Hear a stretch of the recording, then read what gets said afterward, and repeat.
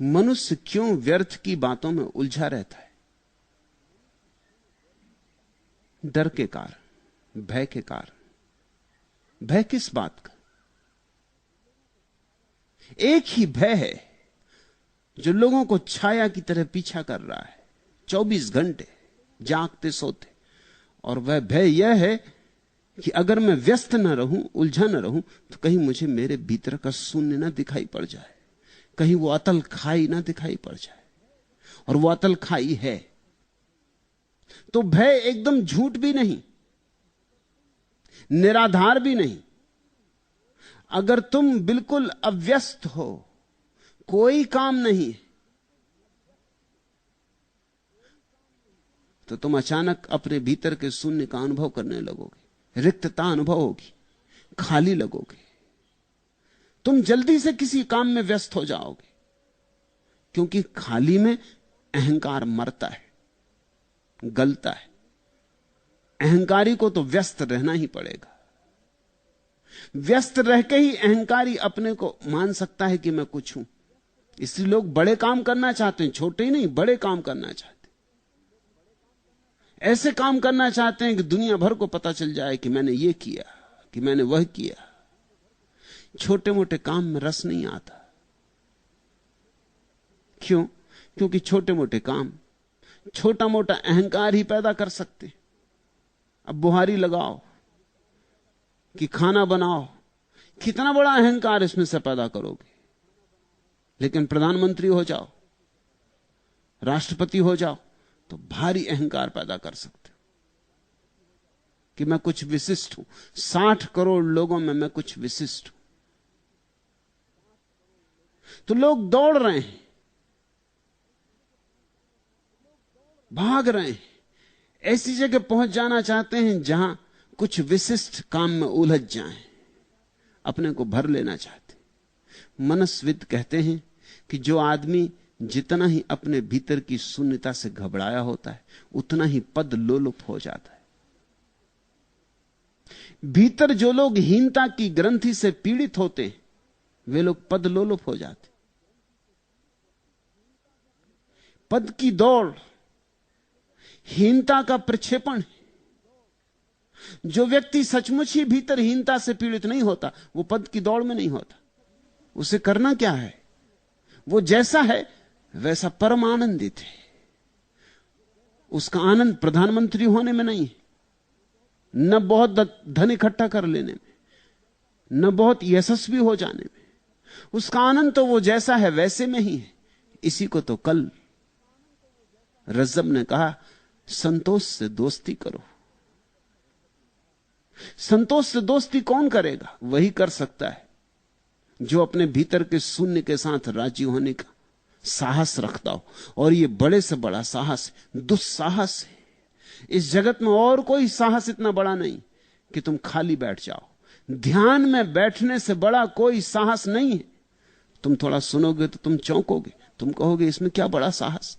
एक आदमी पालथी मार के आंख बंद किए बैठ गया घड़ी भर, इसमें साहस क्या है?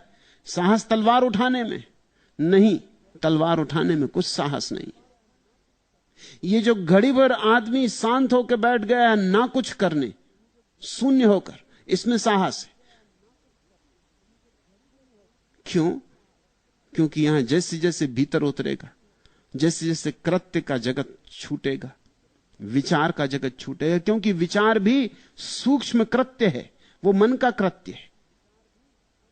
कभी तुम शरीर का काम करते हो, शरीर के काम से छूटे तो तत्क्षण मन का काम शुरू कर देते, मगर काम जारी रहता है।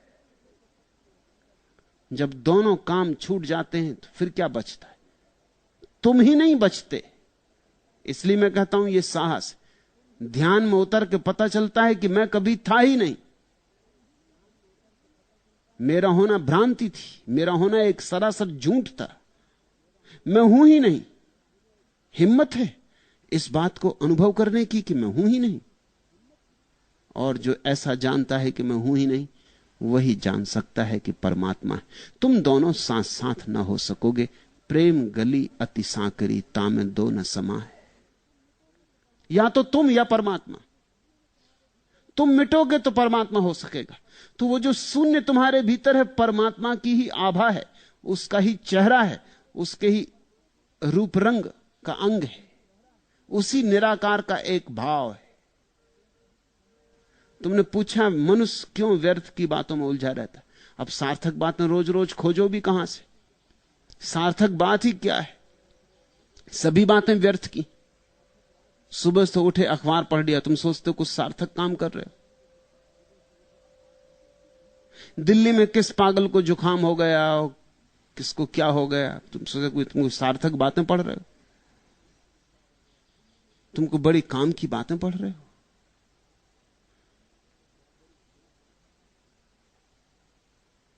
फिर बैठ के पत्नी से कुछ बात कर ली, मोहल्ले की गपशप, फिर चले दफ्तर। तुम सोचते हो वहां को सार्थक काम कर रहे हो। सार्थक क्या है? इस सारे उपद्रव की सार्थकता इतनी ही है कि 2 रोटी मिल जाती।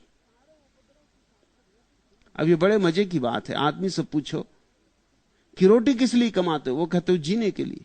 और उससे पूछो जीते किस लिए, वो कहता रोटी कमाने के लिए।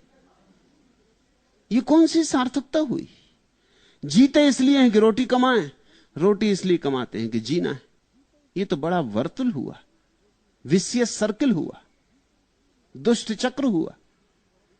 इसमें सार कहां है? इसलिए जो बहुत बुद्धिमान है उनको यह बात दिखाई पड़नी शुरू हो जाती है कि तो सब असार है। उठे रोज सुबह, चले वही रोटी कमाने, सांझ फिर आके सो गए, सुबह फिर उठे, फिर चले रोटी कमाने। ऐसे ही आते जाते एक दिन समाप्त हो गए।